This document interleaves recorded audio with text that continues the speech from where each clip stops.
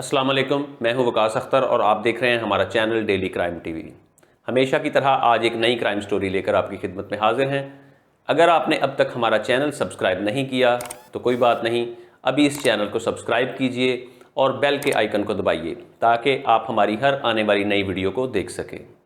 आज की crime story सितंबर 2018 का एक सच्चा वाक़या है कि जब लाहौर के इलाके जौहर टाउन में जीवन मार्केट के करीब समिट बैंक में एक बैंक रॉबरी हुई। बैंक रॉबरी के दौरान एक सिक्योरिटी गार्ड का मर्डर हुआ और साथ साथ रॉबर्स 1 करोड़ 20 लाख रुपए की रकम भी ले जाने में कामयाब हो गए। पुलिस ने किस तरह से इस केस को ट्रेस किया, इसकी इन्वेस्टिगेशन कैसे हुई, इसकी डिटेल हम आपके साथ इस स्टोरी में शेयर करेंगे। दोस्तों, ये वाक़या शुरू होता है सितंबर 2018 का, जब समिट बैंक जीवन मार्केट लाहौर के करीब कैश वैन बैंक का कैश लेकर बैंक पे पहुंची तो इसी दौरान 4 नामालूम लड़के जिनकी उम्रें तकरीबन 20 से 30 साल के दरमियान थीं, वो भी इसी कैश वैन के ताक़ुब में थे। जैसे ही कैश वैन से सिक्योरिटी गार्ड्स ने कैश उतारना शुरू किया, चारों लड़कों ने इस गाड़ी की मूवमेंट पर नज़र रख ली। कैश वैन जैसे ही कैश देकर बैंक से निकली तो 2 लड़के बिजनेसमैन के रूप में बैंक के अंदर दाखिल हुए। सिक्योरिटी गार्ड ने शायद ये समझकर उनकी तलाशी नहीं ली कि ये एक मोअज़्ज़ज़ बिजनेसमैन फैमिली के लोग हैं। लड़कों ने अंदर दाखिल होकर बैंक अपनी पॉकेट से चेक बुक्स निकालकर चेक बुक साइन करना शुरू कर दी। एक तरफ तो वो चेक बुक साइन कर रहे थे, आपस में बातें कर रहे थे, लेकिन दूसरी तरफ उनकी नज़रें बैंक के अमले, सिक्योरिटी गार्ड और बैंक में मौजूद कस्टमर्स पर थीं। जैसे ही हालात साजगार हुए, लड़कों में से एक ने अपनी पॉकेट से मोबाइल निकालकर बाहर मौजूद अपने 2 साथियों को फ़ोन किया। फ़ोन करने की देर थी, तकरीबन 1 से 1.5 मिनट बाद बाहर भूचाल आ गया। यके बाद दीगरे 3 से 4 फायर हुए और बैंक के गेट पर मौजूद 3 सिक्योरिटी गार्ड्स में से 2 सिक्योरिटी गार्ड लड़खड़ाते हुए अंदर दाखिल हुए, जबकि उनके एक साथी की मौत बाहर ही हो चुकी थी। अंदर दाखिल होने वाले डाकुओं ने बाहर खड़े सिक्योरिटी गार्ड को डायरेक्ट फायरिंग करके मौत के घाट उतार दिया था। डाकुओं ने बैंक के अंदर दाखिल होकर तमाम अमले को यरगमाल बना लिया। उन्होंने सिक्योरिटी गार्ड से उनका असला भी छीन लिया। डाकुओं ने सिक्योरिटी गार्ड्स का हसला अपने हाथ में कर लिया और साथ ही उन्होंने बैंक के तमाम अमले को यरगमाल बना लिया। यरगमाल बनाते ही उन्होंने कैश काउंटर पर मौजूद तमाम कैश अपने बैग्स में भरना शुरू कर दिया। तमाम कैश बैंक से ले जाते वक्त डाकुओं ने सिक्योरिटी कैमरों के ऊपर स्प्रे छिड़क दिया ताकि किसी किस्म की वीडियो फुटेज ना बन सके। डाकू ये तमाम काम तकरीबन 1 से 1.5 मिनट के ऑपरेशन में करके मौके से फरार हो गए। जैसे ही डाकू कैश लेकर बाहर सड़क पर आए, एक सफ़ेद रंग की होंडा कार जो कि शायद पहले ही उनके इंतज़ार में थी, यकदम सड़क पर आई और चारों लड़के उस गाड़ी में बैठकर मौके से फरार हो गए। 15 पर कॉल की गई। तकरीबन 10 से 15 मिनट के अंदर जौहर टाउन थाना की पुलिस मौका पर पहुंच गई। ये एक बहुत बड़ा हीनियस क्राइम था। टीवी चैनल्स ने इसको बार बार ब्रेकिंग न्यूज़ के तौर पर नशर किया। नतीजतन CCPO लाहौर ने एक्शन लिया। उनकी टीम्स फौरी तौर पर जाए वकुआ पर पहुंच गई। क्राइम सीन यूनिट ने आते ही मौके से शवाहिद इकट्ठे करने शुरू कर दिए। सबसे पहले उन्होंने फिंगरप्रिंट्स लेने का काम शुरू किया, लेकिन किसी भी पॉइंट से कोई फिंगरप्रिंट अवेलेबल ना हो सका। उसकी वजह शायद ये थी कि डाकुओं ने अपने हाथों पर एल्फी लगा रखी थी, जिसकी वजह से किसी भी पॉइंट पर उनके फिंगरप्रिंट्स वाज़ेह ना नज़र आए।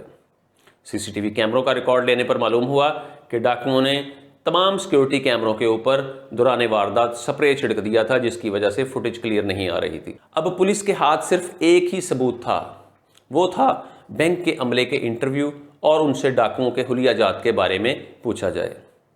डाकुओं के हुलिया जात डिस्कस करने के बाद उनके एक रफ स्केच बनाकर तमाम शहर के अंदर वायरल कर दिए गए। लेकिन शायद डाकुओं की किस्मत अच्छी थी कि CCTV कैमरे और उसके बाद सेफ सिटी लाहौर के तमाम कैमरों में कहीं भी उनकी गाड़ी की मूवमेंट नज़र ना आई।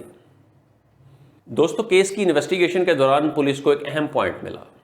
बैंक के अमले ने पुलिस को बताया कि 2 डाकुओं में से एक ने बैंक में बैठकर एक फ़ोन कॉल की थी। उस फ़ोन कॉल के बाद उनके बाकी 2 साथी बाहर से आए थे। फौरी तौर पर IT ब्रांच को तलब किया गया। IT ब्रांच की इंचार्ज ने मौका की जियो फेंसिंग शुरू कर दी। जियो फेंसिंग का रिज़ल्ट अमूमन 2 से 3 दिन बाद आता है। 3 दिन बाद इंस्पेक्टर मजहर ने डायरेक्ट CCPO लाहौर के नोटिस में ये बात दी कि जिस जगह से फ़ोन कॉल की गई थी उस डाटे को एनालिसिस करने पर डाकुओं का नंबर ट्रेस हो चुका है। ये एक बहुत बड़ी कामयाबी थी। नंबर ट्रेस होने पर उस नंबर की लास्ट लोकेशन और उसकी आइडेंटिटी पता की गई। आइडेंटिटी शेखुपुरा की किसी खातून के नाम पर थी, जबकि उस नंबर की लास्ट लोकेशन कनाल व्यू सोसाइटी लाहौर की आ रही थी। पुलिस की 3 टीमें फौरी तौर पर लास्ट लोकेशन पर पहुंच गईं और नंबर के दोबारा ऑन होने का इंतज़ार करने लगीं। अगले 24 घंटे के दौरान नंबर ऑन नहीं हुआ, लेकिन सीसीपीओ साहब की हिदायत के मुताबिक तमाम पुलिस स्टाफ अपनी अपनी ड्यूटियों पर मामूर खड़ा था। उनको खाना भी वहीं पहुंचाया गया और हर किस्म की छुट्टी भी बंद कर दी गई। 26 घंटे गुजरने के बाद जब नंबर दोबारा ऑन हुआ तो ऑपरेशन टीम को फ़ोन आया कि नंबर की लोकेशन कनाल व्यू सोसाइटी ए ब्लॉक की एक कोठी के अंदर थी। फौरी तौर पर पुलिस की टीम ने उस कोठी को घेरे में लिया और रेड करना शुरू कर दिया। लेकिन जैसे ही पुलिस टीम ने गेट क्रॉस किया, अंदर से ज़बरदस्त किस्म की फायरिंग का रिस्पॉन्स मिला। मतलब ये था कि डाकू इंतहाई ख़तरनाक और माहिर थे, जो अपने डिफेंस के लिए मुकम्मल तौर पर तैयार बैठे थे। पुलिस टीम ने ड्रोन कैमरों की मदद ली और कैमरों की मदद से डाकुओं की पोजीशन नोट की गई और आखिरी हरबे के तौर पर पुलिस ने 20 से 25 आंसू गैस के शेल कोठी के अंदर फायर किए। इस शेलिंग का नतीजा ये निकला कि दम घुटने की वजह से मरने से बचने के लिए 5 अफराद हाथ खड़े करके कोठी से बाहर निकल आए। इनके साथ साथ 2 खवातीन और 2 बच्चे भी शामिल थे। यानी कि ये एक पूरा गैंग था जो मुकम्मल तैयारी के साथ बैंक रॉबरी करता था। इन्वेस्टिगेशन करने पर मालूम हुआ कि औरतों और बच्चों की मदद से बैंक की मुकम्मल मुखबरी हासिल की जाती थी। कैश वैन किस वक्त कैश लेकर आती है, कैश किस वक्त ले जाया जाता है, ये तमाम इन्फॉर्मेशन औरतों और बच्चों की मदद से रिसीव की जाती थी। उसके बाद ये लोग ऑपरेट करते थे। मज़ीद इन्वेस्टिगेशन करने पर पता चला कि ये 5 अफराद का ताल्लुक जनूबी पंजाब के डिस्ट्रिक्ट डेरा गाजी खान से था, जो कि लाहौर के अंदर टारगेटेड बेस कार्रवाइयाँ करते थे। लाहौर पुलिस ने अपनी जांफशानी, मेहनत और प्रोफेशनलिज्म के साथ न सिर्फ इस केस को ट्रेस किया बल्कि मुल्ज़मान को कैफरे किरदार तक पहुंचाया। अगली नई क्राइम स्टोरी के साथ फिर आपकी खिदमत में हाजिर होंगे। अगर आपको हमारा चैनल अच्छा लगे, हमारी वीडियोज़ अच्छी लगें तो इस चैनल को सब्सक्राइब कीजिएगा, वीडियो को लाइक कीजिएगा और अपने कमेंट्स दीजिएगा। फ़ी अमान अल्लाह।